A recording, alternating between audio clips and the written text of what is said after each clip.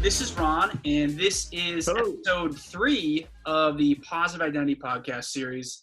We're excited to have you with us. We have a phenomenal guest today, right, Ron? Yes, absolutely. I'm really excited to speak with him. It's Alfred Lomas is. Stephen, why don't you give the full introduction there? Yeah, sure. So I'll give the brief introduction, and obviously once Alfred comes on, we'll have a sort of more of an expanded one. So Alfred deals with gang intervention, and he is a peacekeeper. And so Alfred came from the world of gangs, and it's such an incredible story to sort of hear someone who's raised in a culture, raised in an environment that makes you think and act a certain way, and become a force, a positive force, to help people leave that group, leave that tribe, and then start to do good in the world. And Alfred's working with the city of Los Angeles. Also, he's got his own nonprofit. And so when we think about race, very much the idea of tribalism. How do you get people out of extremist groups, out of groups that are essentially toxic and dangerous to people? You know, those are things we're going to talk about. What does it mean to be part of something and the negative parts of that? So we're really excited about Alfred today. I'm super excited, man. Yeah, it's interesting. This whole week has been really challenging for me in that, I'm still I'm surprised, but I'm not surprised at the inaction our elected officials are taking towards prison reform right now, and to justice reform and reform of police, of the police department. Clearly, these issues, systemic issues, affect what we're seeing in the streets today. And as an African American male, has been affecting, Black people ever since we were brought to this country. Not only that, but when I talk to a lot of my brothers and sisters, my African American friends, there is also the pain that we feel when we see, listen, there are Latin children in cages right now, right now as we speak, right now, during this pandemic, that were taken from their parents, they're along the border. And so all of this just rampant injustice, all of this just rampant, just middle finger to the law, while so many people are struggling. And now we have this pandemic where people are, so many people are out of work. they're not making money. They're stressed out.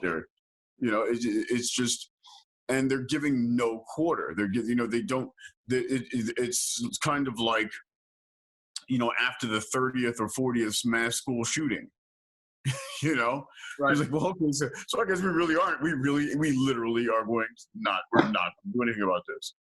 And so it's just, when I saw, when I was thinking about, talking with Alfred today, so much of what's going on today, he deals with in some way, shape, or form, and I'm from West Philadelphia. I know, there's gangs and mafia and all that out there as well, and so I'm really excited to hear and learn. Yeah, it's interesting because the idea of gang culture. We're in social media, and we hear people call cops gangs now. We're hearing people talk about defund the police and stuff like that, and so, like, this is something where a lot of it, but 65% of the country still wants the police to have the same funding. That's a conversation itself. So there's a lot of conversation about, crime and cops. And, interesting for me growing up, I'm half Italian American, and there is this sort of romantic relationship with the Italian mafia. And then obviously Hollywood has sort of continued to sort of grease that and play with that, with The Godfather, Goodfellas, stuff like that. And so the idea of a gang is sort of this sort of interesting thing when you think about culture. There's this sort of, oh, you're part of a gang, that's scary and threatening. And yet big parts of our media and culture almost sort of idolize this community, this group of people who are bonded with each other. And it's interesting to sort of think about that. And yeah, absolutely. And hip hop glorifies, gang violence. And I'm not trying to say, oh, it's hip hop's fault. I'm not even, I do not believe that at all. I'm just saying that in our culture right now, you have so many artists that do glorify gang violence, and how many nines you got, and it's going to have an effect on disaffected youth and people who don't have many alternatives, as they're struggling to put food on the table, or you pay their bills or whatever, or feed their drug habit. To be quite frank. Yeah, to me, and that's the thing that's sort of fascinating. It's when is a point to go from a sort of people, you watch action movies, people are blowing each other up and getting killed or whatever. Right. We're like, well, we're not gonna go John Rambo or anything. But for some people, the media they watch has a real impact on them. I know, right? And well, if this is what people like me are like, full disclosure, like me, that's what I should be like. What? Full disclosure, I literally watched John Rambo Last Blood the other night. It was, it's pandemic watching. Okay, when you've seen everything, and the last thing you need to see is like a 75-year-old Sylvester Stallone tearing the heart out of some dude 35 years old. Last Blood is for you. Just want to throw that in there. Yeah, you know what? That's just one of those movies you'll watch. You're like, you know what? This is gonna be an experience. I'm gonna get something out of it. Yeah. All right. Fair enough. That's on the agenda. I'll watch old Stallone with his face that was all contorted. You're like, right. Yeah. But so the point of the podcast for people listening is to, again, a reminder: we're here to be constructive. We're here to sort of find solutions. There's nothing worse for any normal person to hear terrible things going on in the world and being powerless to do anything. That's why 8 Can't Wait, stuff like that, people are being drawn to, because they're looking to take action off the news. And so for our podcast today, again, we are going to look and hear Alfred and try to get things that we can do immediately, that can we do in 15 to 30 minutes, that can start to be part of our culture, part of our identity, part of our really patterns as moral people, to do from a positive perspective for society. And so it'll be really interesting, Ron, to sort of think about what are things that we can get out of this, because gangs, race, identity, tribalism, all these things, policing, crime, they all have an impact on each other, especially considering the climate we're in right now. So I'm super interested. Alfred, come on in, buddy. Hey guys, here I am, and it's really good to hear you guys have this discussion. It's very important, and it's not just about having discussions, but it's also about creating a real change in the community. It's not just about resources, it's about impact, and what does that look like? And I think that's what we're going to talk about today. Yeah. I totally agree. And we're deeply honored to have you. Your work's impressive. Like, I'm about to read out your resume, your bio a little bit, and I'll tell you this to people at home. Literally, this thing's enormous of the stuff that Alfred's done. We would all wish to be as impactful as he's been. And so Ron, Alfred, any quick thoughts before I read off the bio for the audience? None at all. Not here. Go ahead. All right. So, raised in South Central Los Angeles, Alfred Lomas has succeeded in ways few thought possible. From his childhood in one of the worst neighborhoods in LA, and his time as a gang leader, to now running a transformational nonprofit for youth in the city, Lomas brings a unique set of skills and firsthand experiences to each challenge he encounters. His life is dedicated to breaking the cycles of poverty, addiction, and gang violence that he was once entrenched in himself. He has rescued hundreds of children out of the grip of traffickers and has given them hope for the future. Lomas focuses on keeping kids safe in high-crime areas and gang hotspots, continuing to pioneer and innovate new prevention and intervention programs. Lomas is international peacekeeper, celebrated gang intervention specialist, humanitarian, and social entrepreneur. He's the founder and executive director of Inner City Visions, a 501c3 nonprofit organization committed to reducing gang violence, preventing human trafficking, and creating opportunities for youth development in the Florence Firestone neighborhood of South Central Los Angeles. Inner City Vision's day program includes education, job training, rehabilitation, and counseling. It has an 85% retention rate. 92% of the systems involved youth who have gone through the training program are now successfully employed. The neighborhood has experienced a 43% reduction in violence and murders. Lastly, not only has the Florence Firestone community been positively impacted by Lomas's work, the city of Los Angeles has benefited as well. The LA Mayor's office trusts Lomas as a peace ambassador and is frequently called on by the city to mediate between transnational criminal gangs and interrupt the violence between African American and Hispanic gang factions. Lomas pioneered the hardcore gang intervention and collaboration model and works to maintain ceasefire agreements between the three largest and most notorious gangs in the city. This is Alfred Lomas, and we welcome you to the Positive Identity podcast series. Thank you. Thank you. Alfred, Go ahead. that's very impressive. How did you? What was the transition like? You know, you're leading gangs, and you're seeing the things that happen. The tragedy, the death, and the violence, the arrests, and all that's going on around you. Was there any one specific event that kind of it all clicked for you?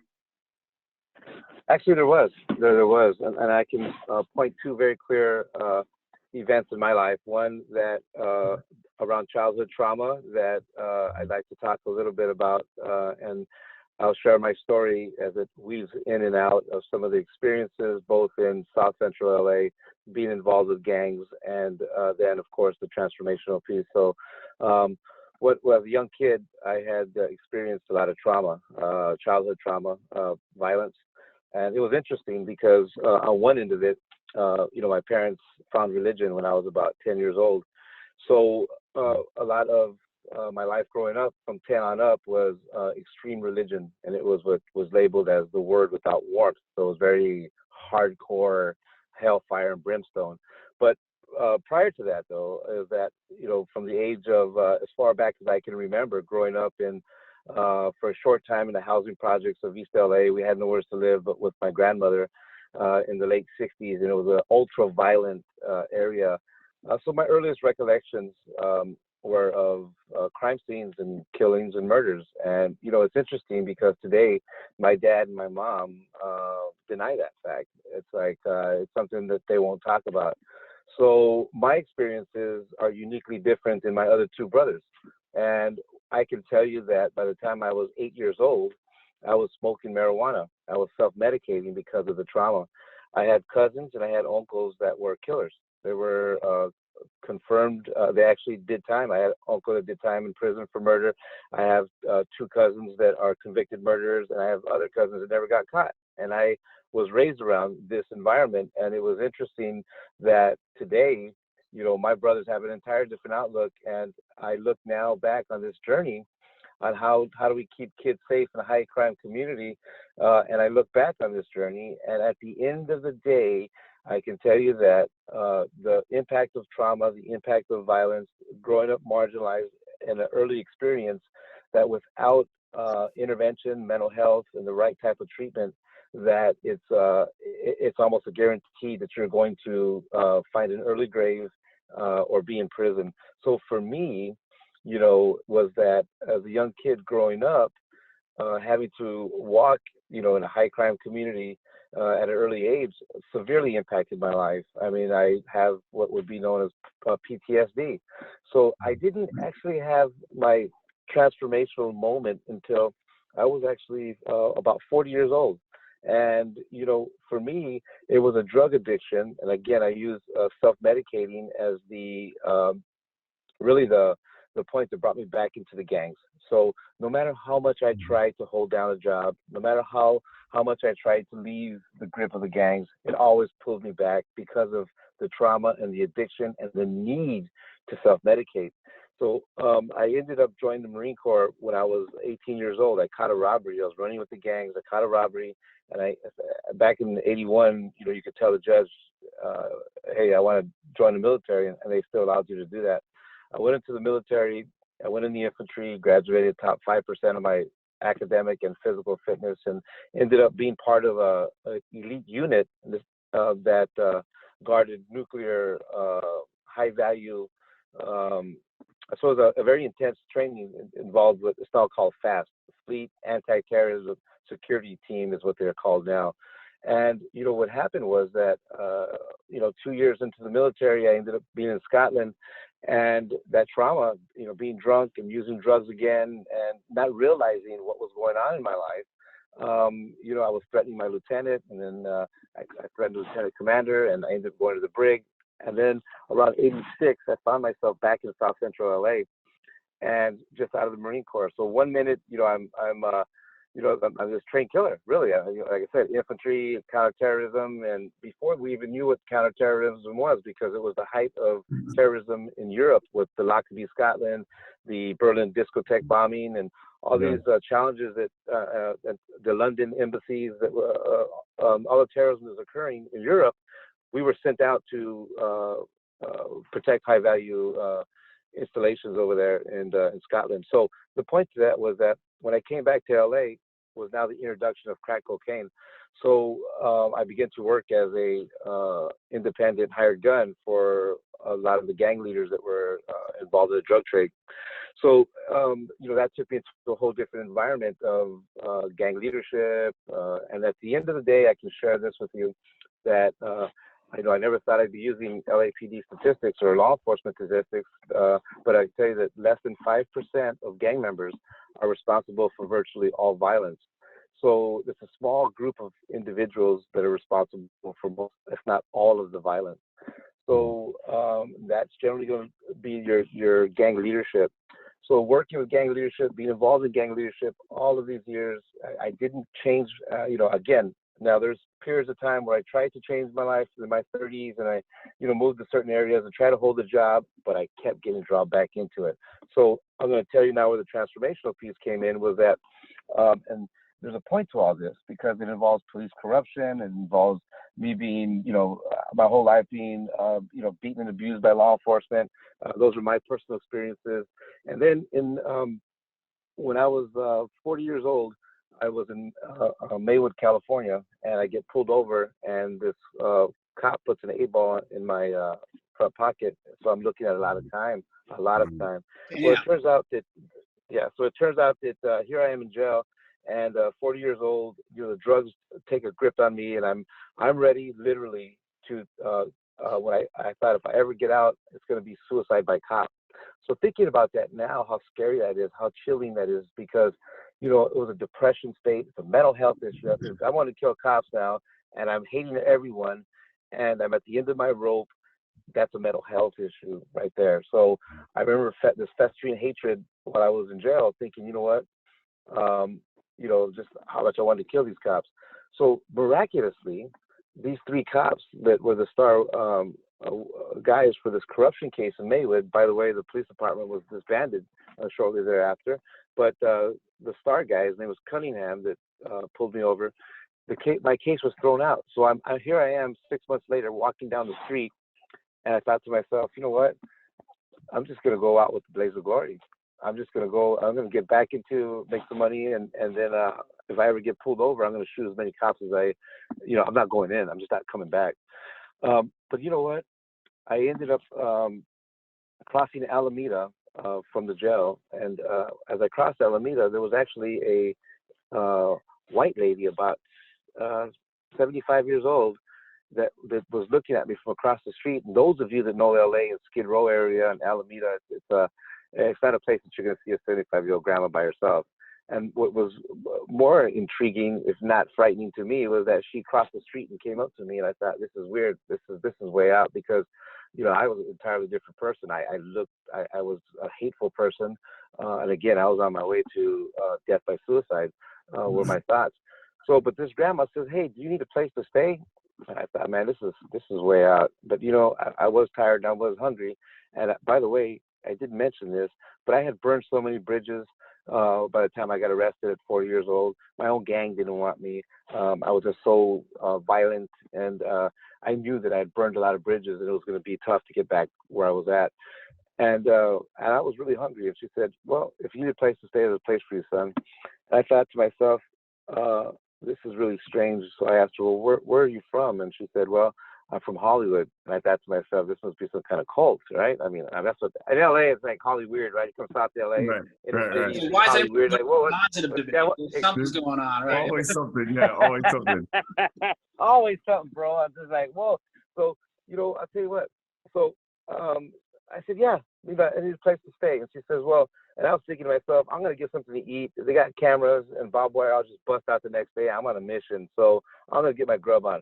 So we turn the corner, and there's this old bus, like the 60s bus, this old bus. We get on the bus, and there's all these white people singing with guitars.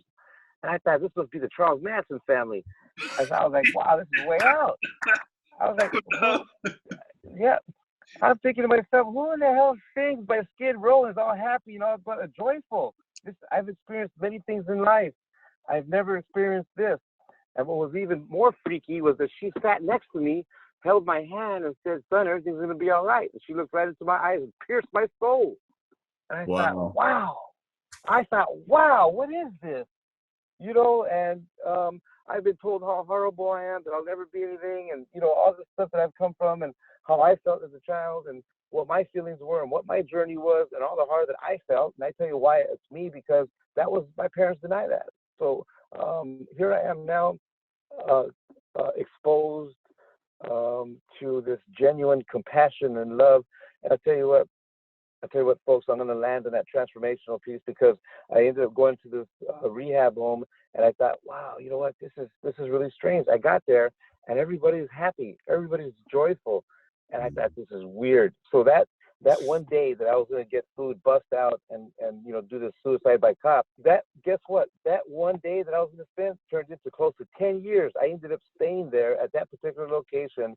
I found a transformational piece in my life that was not just an instant change, but it was a journey that I now share with those that are victims of trauma, those that have been abused, and those that are looking for a lifestyle change.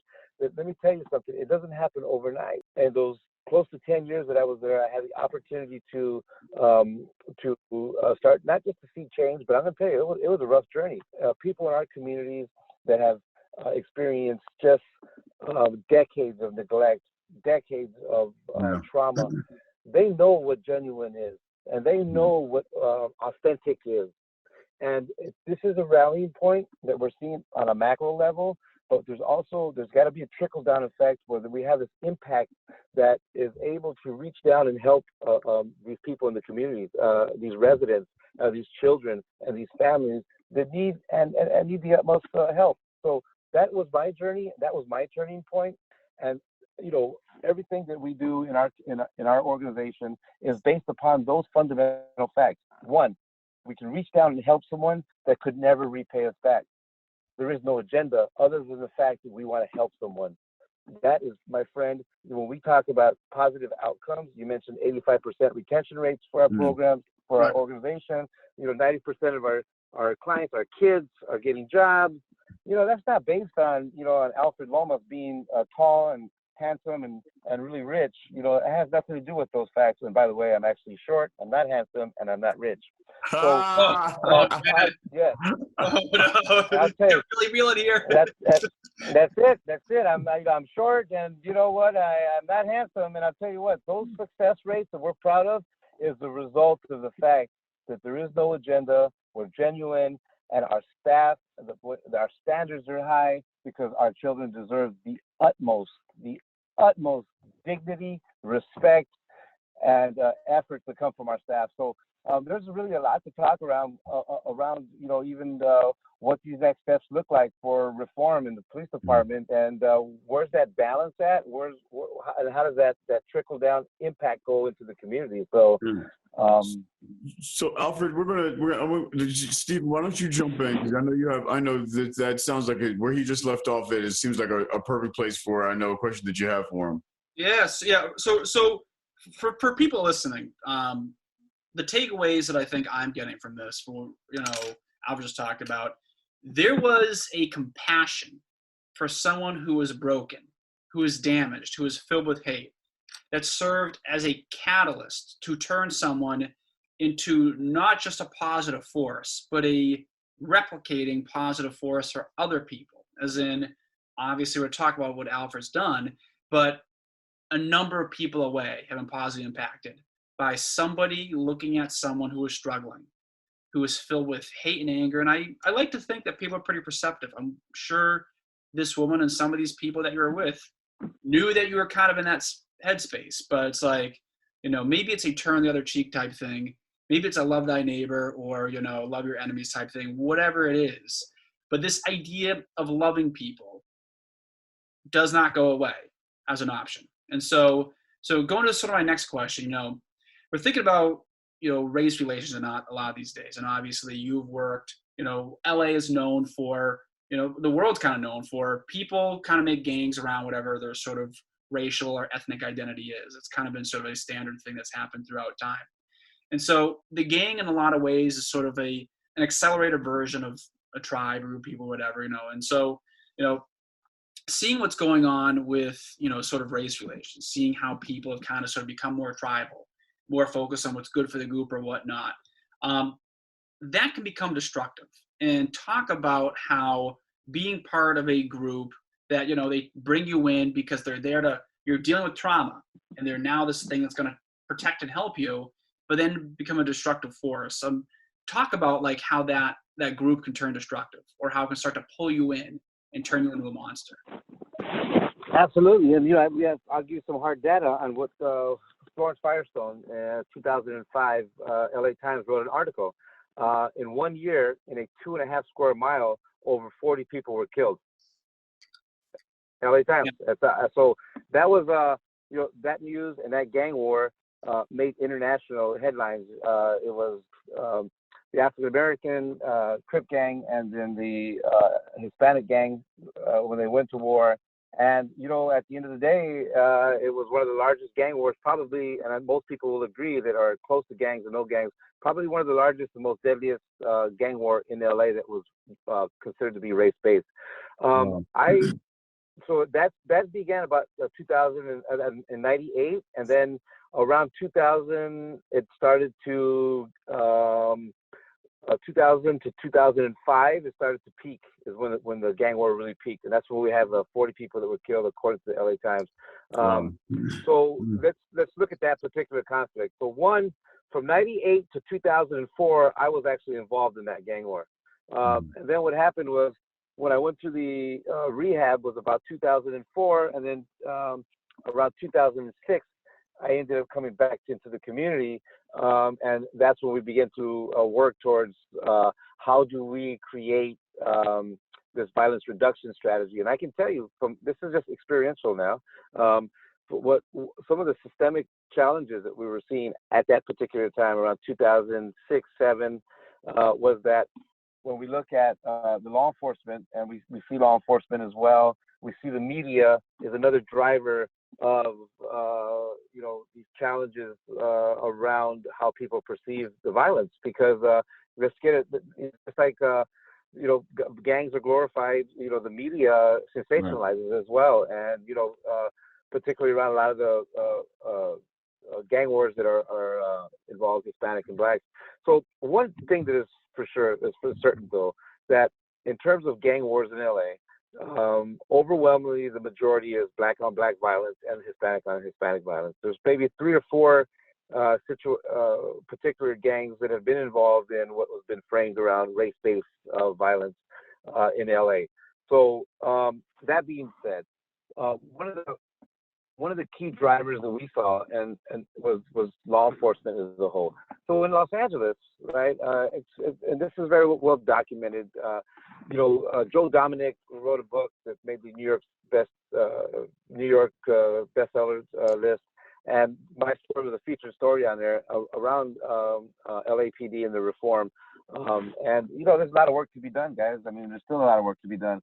But looking at LAPD as a paramilitary unit, we start to see that there's a culture that needs to be addressed. And one of that cultures is that, if you look at promotions, promotions are based upon arrests, and arrests obviously are based upon, aggressive police tactics. And what we really have at the end of the day, without getting into the weeds with all this, is we have a culture that's at war with the communities. So when you have you also look at the strategies that are used in law enforcement, and they're uncoordinated, again, war on the community. So by using coordinated efforts to reduce violence, we have also now models that have yielded tremendous success.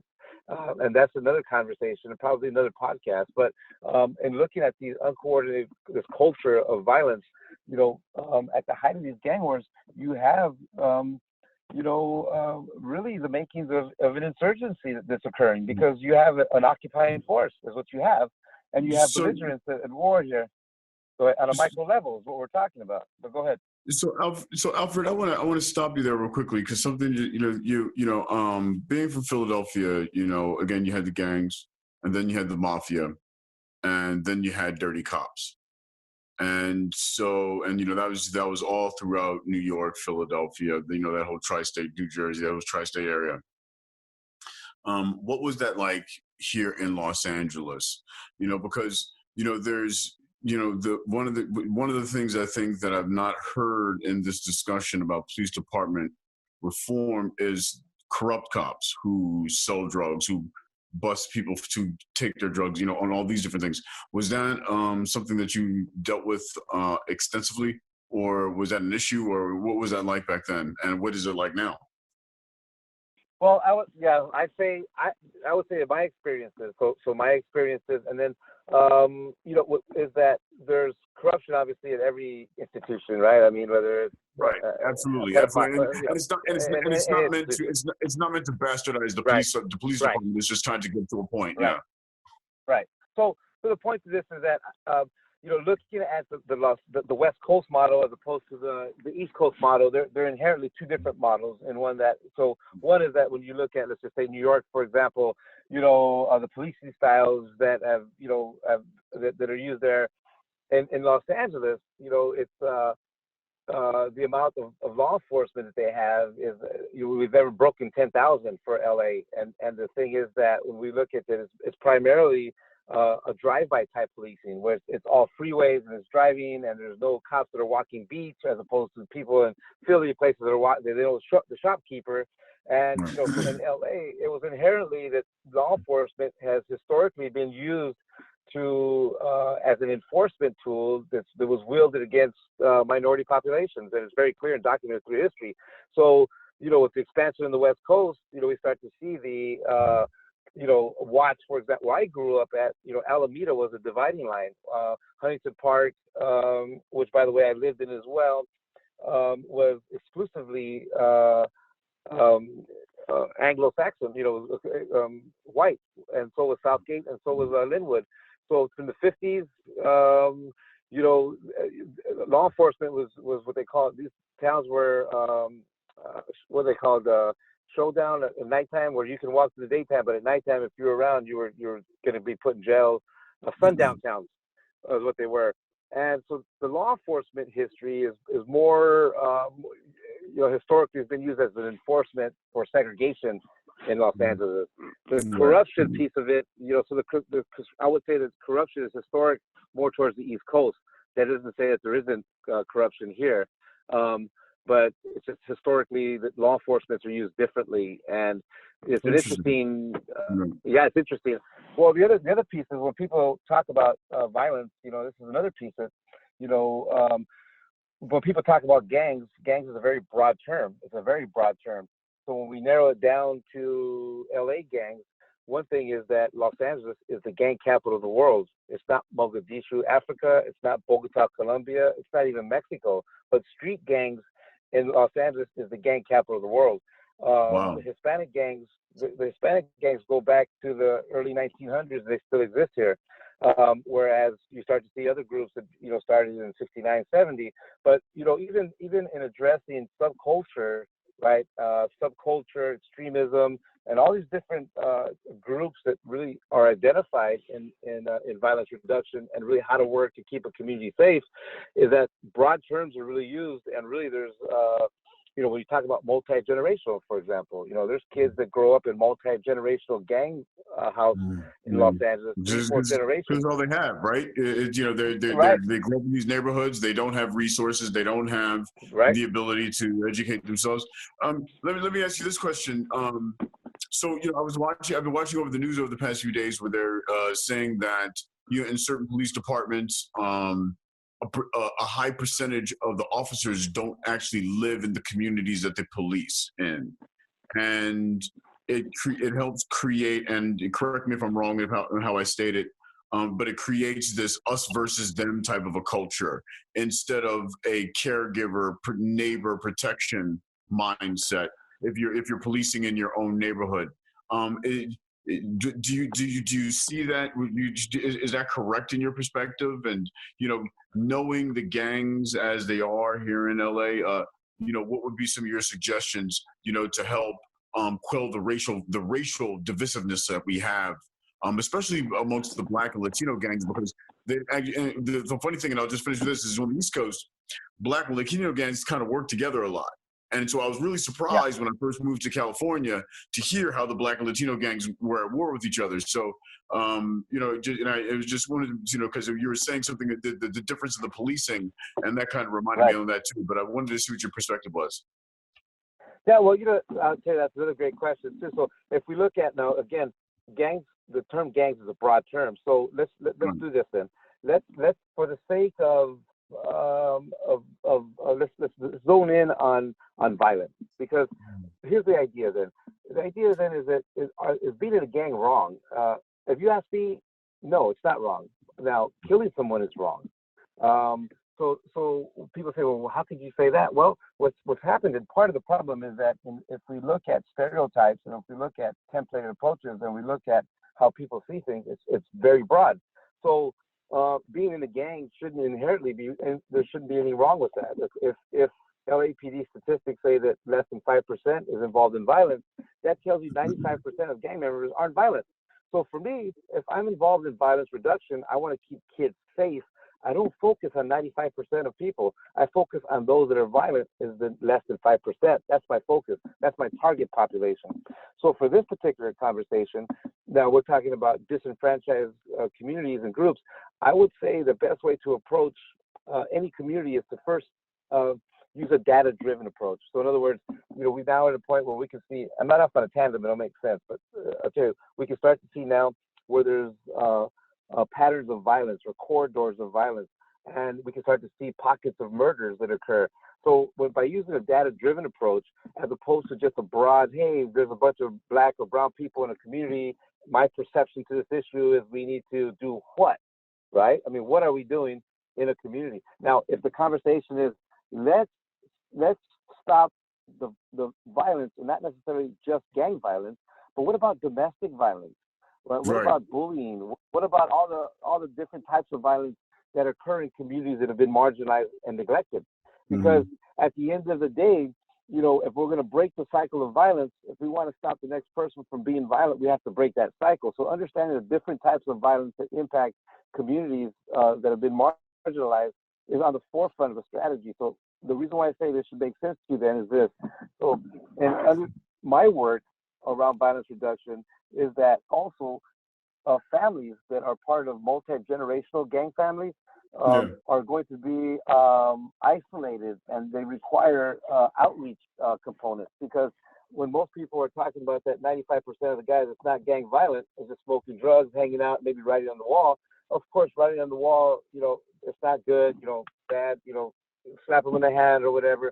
I'm not worried about the guy writing on the wall. I'm not worried about the guy that's drunk in the corner. I'm worried about the guy that's carrying a gun and has got 16 bullets in his ring. That's who I'm worried about. That's who I'm trying to help from the hierarchy of need.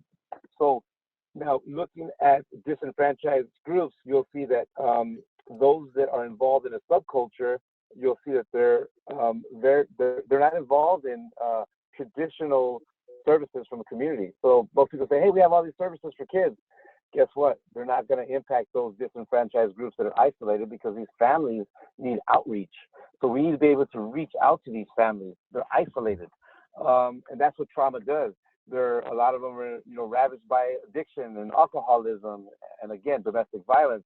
So having a clear understanding of what our target populations are and what our goals are, what are we trying to accomplish in the community, right? So from a law enforcement perspective, if your promotions are going to be based on hook 'em and book 'em, if you have a culture of hiring people from the military, if you have all these cultures that are promoting us against them, you have a recipe for disaster. Now, what should occur is then for community policing, we should have promotions based on how many kids that you help graduate from the local high school, how many kids that you point to get help, how many diversion programs were you involved with to help a family. Those are really how promotion should be based if we're really looking at it from that lens. And we're not. We're dealing with the culture. Unless the culture, and I come from a military culture, unless that military culture is changed, we're really, really, friends, just scratching the surface of whatever we're trying to approach. So there has to be a cultural shift. There has to be that shift of how we view people, and how we view those stereotypes. There's a lot of stereotypes that occur. People talk about prejudices. We all have closely held stereotypes and prejudices that need to be addressed in all these issues. How we approach it. What are the perceptions? Perceptions of reality. Alfred, is being poor a crime? Alfred, last week, sorry to stop you there, Alfred, but you touched on a real point. I want to jump Stephen in here. Last week we were talking about how trauma, assaults and things like that can affect young males, and their self-esteem, their self-love, and their self-confidence. And I remember before the Trump election, Stephen was doing a lot of research, watching like Fox News and a lot of these Republican-leaning or right-wing blog posts, kind of touching into what you were just saying there. And Stephen, if you could kind of touch on, do you see a relation to what Alfred was just saying, and what would you ask Alfred on how politics, kind of affects? I actually, because like you both have sort of connected two things together, and so trauma, and again, for people listening, the note about trauma is actually an important one, and there's a long history that shows that if you have parents that there's an affair among the parents, the children are exponentially more likely to have an affair themselves. Violence begets violence. Even child assault begets child assault when that person grows up to their own children. Yeah. And so the note about how our actions actually create a replicating series of actions for people who are listening is an important one to take away from what Alfred's talking about and what Ron's talking about. There's a lot of ways this could go, and if you both don't mind me, I'm going to sort of like go back to our template, because I think there's a series of things that I sort of want to get to as we sort of go through this, but we're going to get back to that. So we figured out that compassion by people who are angry is unbelievably important. Obviously, now we're realizing, hearing from Alfred, that trauma is extremely important. I'd also argue, looking at the fact that only 5% of a gang commits murders. Alfred, could you talk about how essentially looking at an entire group of people and only focusing on the worst of that group, even though a minuscule amount of that group really does terrible things. Do you see that as a major inhibitor when it comes to how people deal with gangs, and then how we deal with cops in race and society? Right. So in dealing with this extreme group, right? There's a couple pieces that need to be in place in order to work with those that are involved in violence. One is that we have to have an understanding, meaning that there are some people that are not going to change. There are some people that are going to die with a gun in their hands. They're going to kill someone. So there's some people that are going to die in gangs, and there's some people that are going to be in prison. And those are the sociopathic, psychopathic, that it's a mental health issue, and unfortunately, they're going to go to an early grave. With the exception of that particular group, I can say this: there are some people that need to be put in jail. So we can't go too far on one end of it. I mean, I see victims that have been hurt, brutalized, and beaten, and all these horrific things that have gone on. And there are individuals that need help, and they need to be put away. They can't be in society. So with the exception of those, I would say then that what we have is a lack of. We need a exit strategy for those that are on this highway of gangs. So what we're seeing is whether it's the individual that is at a point of because of mental health issues, the trauma, or the systemic challenges of being in prison, being around violence his whole life, there has to be an exit strategy. So our whole goal when we work and map out these safety plans for individuals is, hey, if they need a job, they need mental health, they need help with substance abuse, being able to provide that safety plan for an individual and exit strategies. They need exit strategies and intensive support. There's a lot of agencies that provide jobs, but jobs is not intensive support. So understanding these extreme individuals that need intensive mental health is very important. I represent that. I need intensive. I need it, and I continue to rely on support services, systems, and people in my life because without that, I'll go back. And having an understanding of that support group is very important. That's one piece of it. The other piece of it, looking at now, you mentioned about the law enforcement or the political groups as well. I got to tell you, politicians, they're politicians, and they'll do whatever they can to stay in office, and it is what it is. The challenge with that, though, is that we also need to have people that are experienced enough and have an understanding of what it is to work in communities that historically have been not just marginalized, but have high levels of untreated trauma. Because we will continue to perpetuate this if that cycle of abuse is not stopped. Right. And Ron, I'm going to quickly respond and then I'll sort of kick this off to you. So based on sort of what we're hearing, there has to be two paths. I think your note that there's just some people who are evil, are monsters, and we have to put these monsters away. I think it's an important note because we're talking about, do we defund the police? Do we do X, Y, Z thing? Can we only put our thing to mental health? Based on your experience, that doesn't seem the case. But on the other hand, there's option B, that we are creating pathways where it's not putting people who are mentally damaged into prison, hoping that works out, but then they end up back in the streets and they become much more of maybe a monster, hopefully not. But we have mental health, we have education, we have ways to get jobs and find recovery as well. Yes.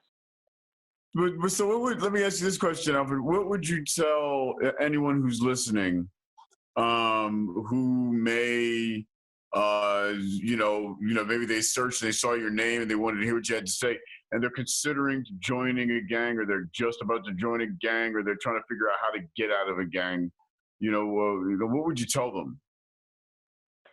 Well, about 4 years ago, just to answer your question, about 4 years ago, I got a lot of offers, and I still do, but I stopped traveling because, the LA gang model has really impacted the world. It's really, a lot of kids are, trying to become Crips and Bloods and all these other gangs that are going out, the culture coming out of LA because of the media, the romanticizing and sensationalizing of this movies are exporting all of this culture.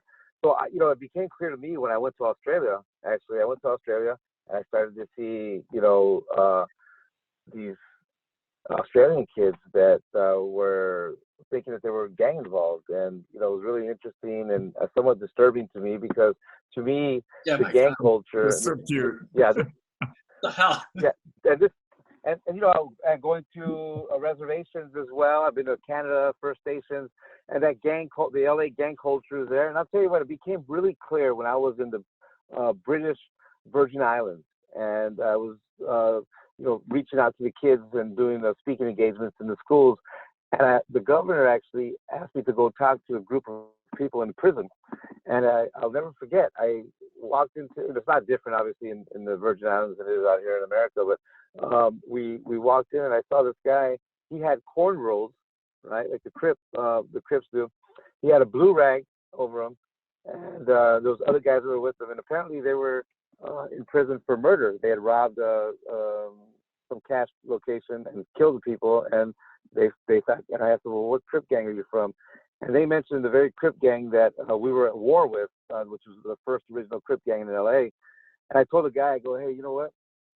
If you heard of Raymond Washington, I said, I played in the same park that guy was from, and the guy just completely changed. He went from this hardcore looking guy to this, there was this connection now where he was like, really? Like, this was his language. There's nothing more disturbing. There's nothing more disturbing than to see anyone caged like an animal, whether it be because of their choices or not. But there's nothing more disturbing that someone would follow a culture that's, and ultimately the gang culture is about death and it's about violence. And so for me, if this culture is promoting violence, then I'm out. And I got to tell kids that as well. And that's been at the is really at the core of my message, is that if you find yourself involved in gang violence or joining a gang, you're either going to end up in jail or probably dead. So that's why I share the experiences that I was really delivered. And I'll tell you what, folks, I've ran with the best. I mean, I've been involved in a lot of major really historic turning points in LA. The introduction of crack cocaine in Los Angeles, so part of a lot of stuff I don't want to glorify, because I say at the end of the day, people have been damaged and people have lost their lives. I'm going to tell you what in most of my conversations when I'm talking to kids, I tell them that the unsung hero, and what I've learned is this: it doesn't take much of an IQ to pull a trigger, and any dummy can do drugs, and any fool can go to prison. It takes real courage, and it takes real strength to walk in forgiveness, and it takes real courage to have compassion and to help someone that could never repay you back. And if you look at your parents that you think are weak and that you think that you're better than they are, try getting a job and waking up in the morning, because I'll tell you what, 99% of gang members, if not all of them, cannot get up in the morning and hold a job. And that is strength, and that is courage. And it's really getting to that point where I never will, as long as I have breath, will I ever sensationalize, remotely promote a message of death or a culture of death to any child.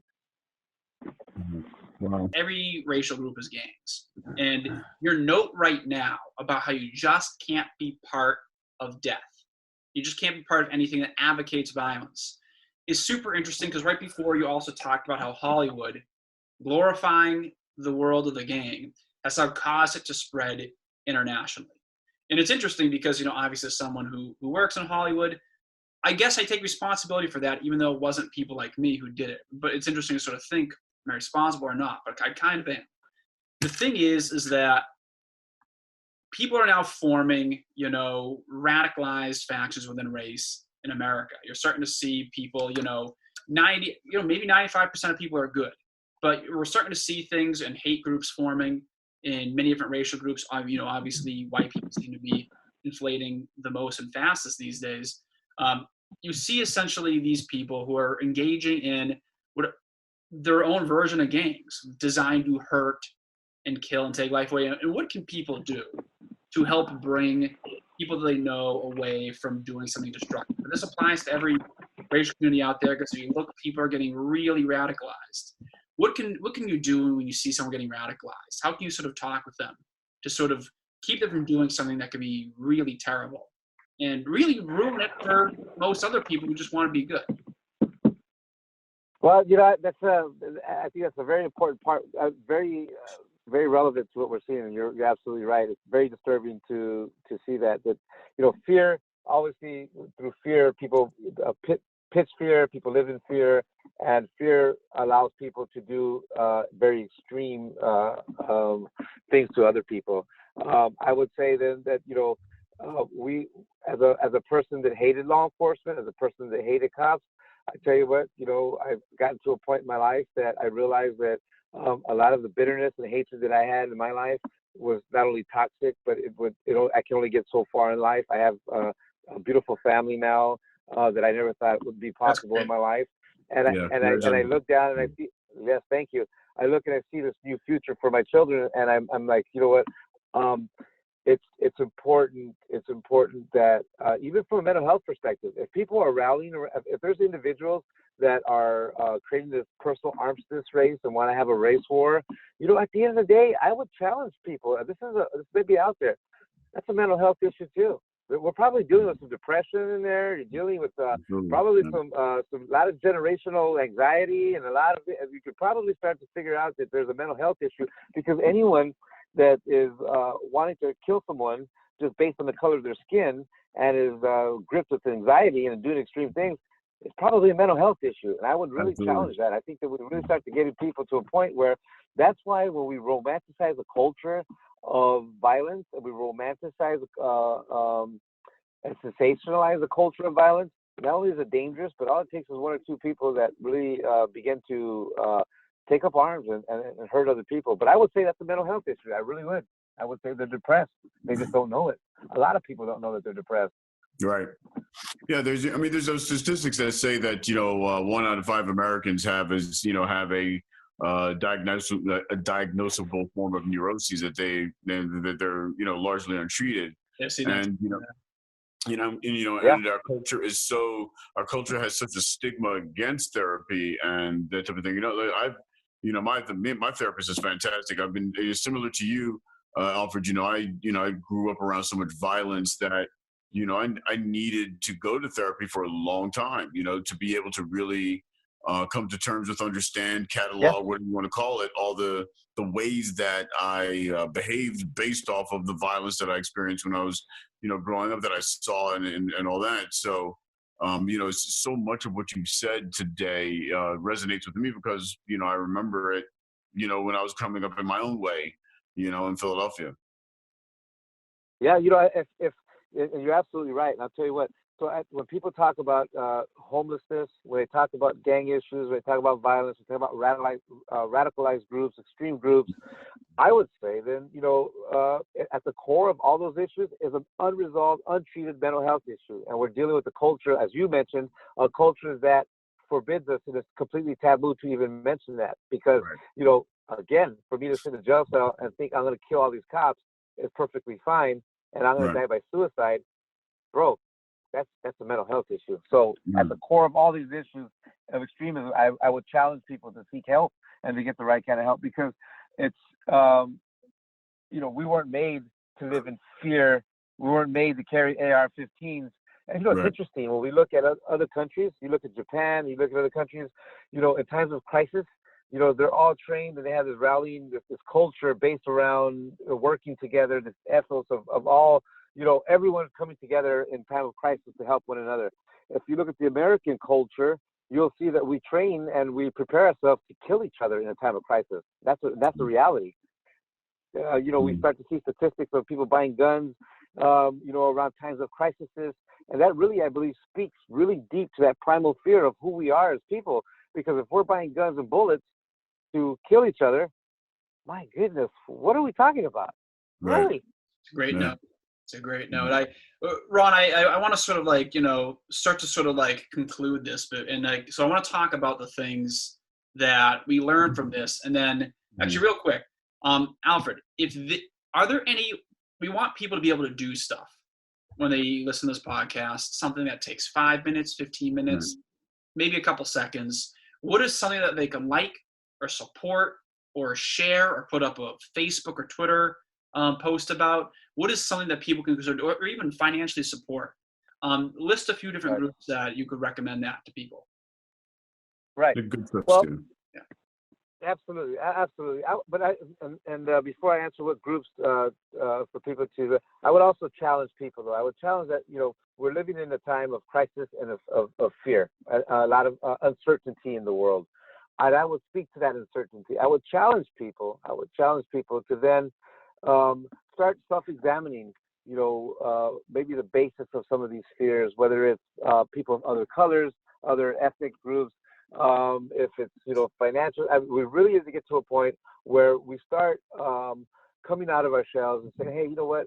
I want to start challenging my deeply held fears and see what they are and start examining them, because it's important for us to do that. And I think the best way to do that is to go out and start partnering with some organizations that are really helping, people that are marginalized, or people that, there's people that have stereotypes around, my own parents do, around, people that need help. And you know what better way to challenge that fear than say, you know what, I'm going to go out and I'm going to go partner with a group and start feeding some homeless people. And you know what, when you get to meet people and you humanize that effort, it changes everything. It changes everything. And then you start to get a deeper understanding of how some of these challenges occur. And that because someone doesn't look like you, it doesn't necessarily mean that you have to fear them.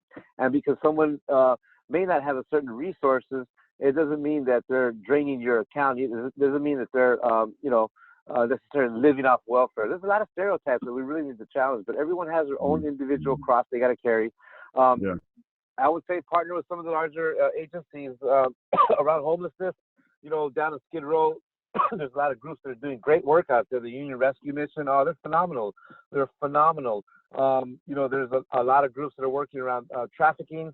There's children that are systemically abused in foster care. There's a lot of challenges that marginalized children have no parents. And even the trafficking, for example, most people assume that they know about trafficking and that this is something that occurs, in Thailand or in Cambodia.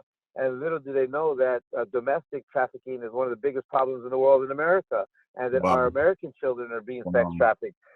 Getting involved in some of these efforts and really challenging ourselves to start helping other people, I believe, is the first step and the first light to us rebuilding our country. It really is. I mean, just as that grandmother that took time out of her day to reach out to me. I don't even know who that grandmother is to this day. If she knew the impact that I've been involved with in the last 15 years and the hundreds of children, if not thousands of people that I've reached out to through the years and have helped. Yeah, that's beautiful. I don't think that she knows that. I don't even think she has any idea. She may, here's something. She may think, I was out and helping a church, part of an outreach team to help homeless people, and guess what? It did no good. And most people may think that. But you know what? I challenge that. I'm a product of one person that went out and helped someone, and now I stand upon those principles of helping other people. And I believe that's the first step. And the other part is reconciliation. It's so important to reconcile. It's important to walk in forgiveness. Anyone can pull the trigger. Anyone, at its most basic form, violence is that reptilian brain. That reptilian brain I'm talking about with the crocodile. You eat, breathe, and you just bite and eat. That's it. That's violence. We need to start looking at that and seeing where the strength comes from and where courage comes from. And another thing is, I'm an optimist. In light of all the challenges we see out here, I know deep down inside that the greater Americans and greater people in humanity, I know that love, without sounding, of all things, there's a former gang member talking about love, but love never fails. Love overcomes.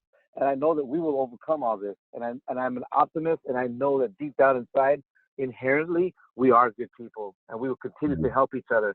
I know that we are that light in this darkness that we're seeing now. So that's the challenge.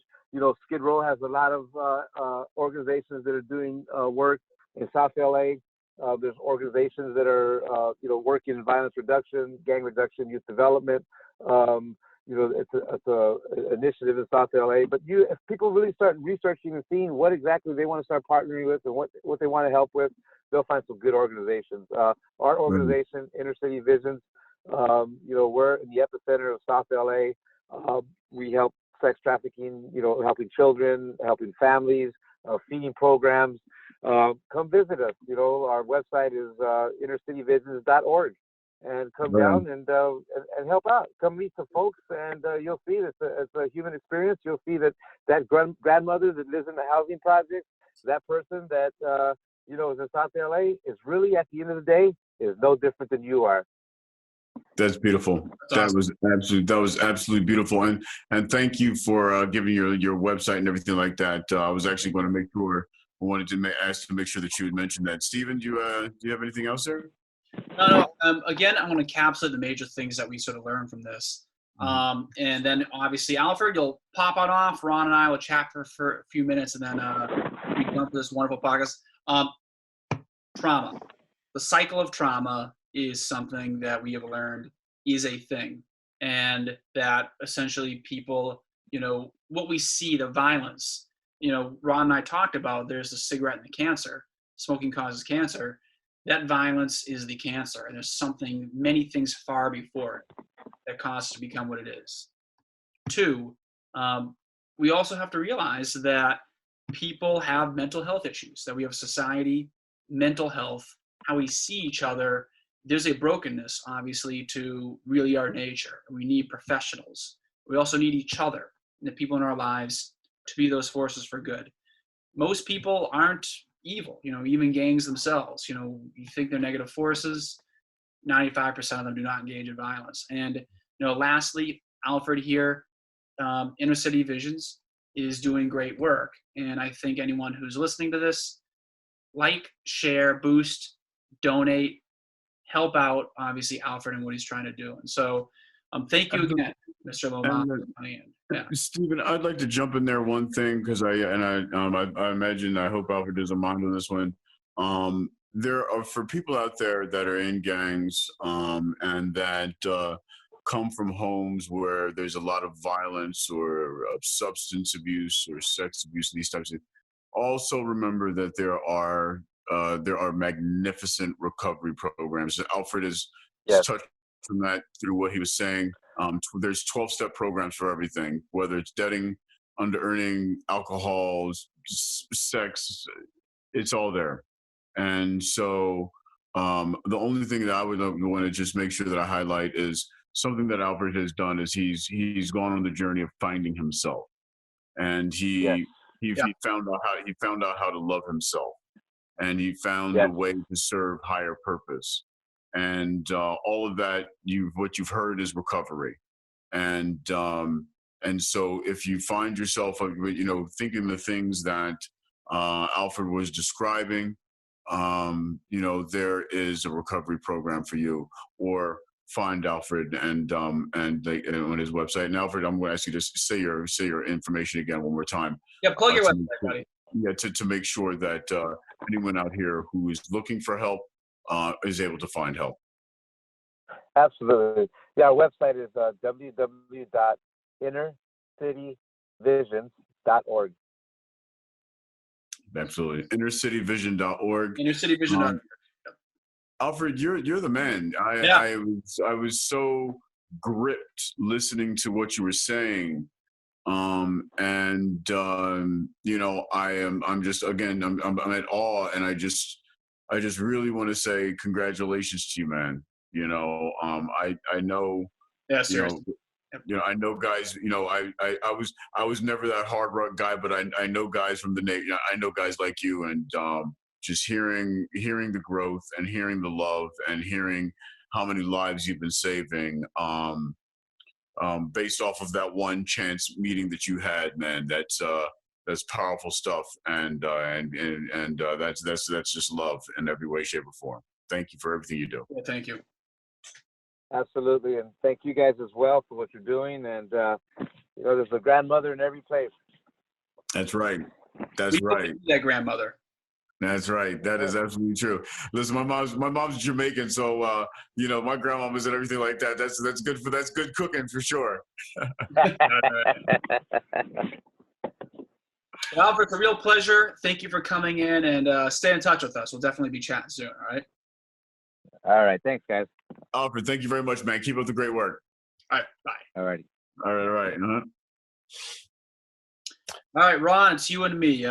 Few thoughts real quick about all that before we get out of here. That was fantastic. Listening to him, it was humbling. We as people, we get into our days, and we pass by that homeless person holding the sign.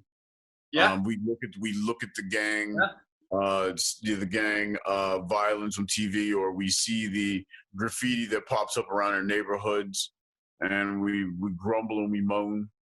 But here's the guy who's doing something about it every day. He's saving lives. He's literally saving lives, and he's not just saving the life of the person he's directly contacting. He's saving the lives of so many countless people that person will do the same thing for, and that's just a beautiful thing. And I was in awe the entire time, and I was really, really just glad to hear everything he had to say. He was fantastic. You never know how these things go. And then at some point when you realize someone's had such a impact and experience, impact in the world and experience themselves, you just have to listen. You can't expect things. You got to listen. And so, for people who are listening, I know obviously you're like, man, I'll never be as good at Alfred, or I dedicated my life to being a programmer at this major company, or I work in sanitation here, or whatever. And you feel sort of like, well, I'm only liking something or sharing something or making a post on Facebook. That stuff matters. Getting him amplified and supported matter. you getting involved with that matters. And know that people are doing great things in the world. You do what you can. And if you do what you can, 10 minutes a day. That's all you can do. 10 minutes a day, 1 hour a week, whatever works for you, right? And again, just, one of the biggest takeaways I have of this from today is I can't stress is no matter where you're at in your life, no matter how tough things may be, there are groups and there are organizations and there are magnificent people like Alfred that are in your neighborhood, close by, that can help you. And so always reach out, don't close off, find the support and the love that you need for you to be able to face your demons, because we all face our demons. Like right now, I want to make a blueberry pancake that's just way too large. I'm on a fasting day, so my demon food, all food are my demons right now. I thought of this. I got some of that new healthy pancake waffle jack or whatever they have in the supermarkets now. And I haven't had pancakes in a while, and now I feel like having a pancake and blueberry and banana pancake is probably what's going to happen. I say I've been ruined by the media. I can't eat carbs. Every time I eat carbs, I just feel like my body's being assaulted, that I'm just making massive mistakes. So that'll be you. All right, you can do all that. But real quick, for people who are listening, we all deal with trauma. Yes. It makes things worse. Yes. Help by the people around you and by the professionals. And by God, let's all be in here for each other. You are not alone. Steve and Ron are here for you. Oh, the singing? All right. I'm not going to sing. We've suffered enough in this country. Michael Jackson's words go inside there. You are not alone. You get it. All right. Well, it was a real pleasure being with you all today, being with Alfred, you, Ron. So always a pleasure. Finish it off. I'm Steven. This is Ron. And this is the Positive Identity podcast series. And yes. It's a pleasure to have you. We'll see you next episode. Quite amazing. Have a great rest of your day. Have a great weekend, everybody. See you next week.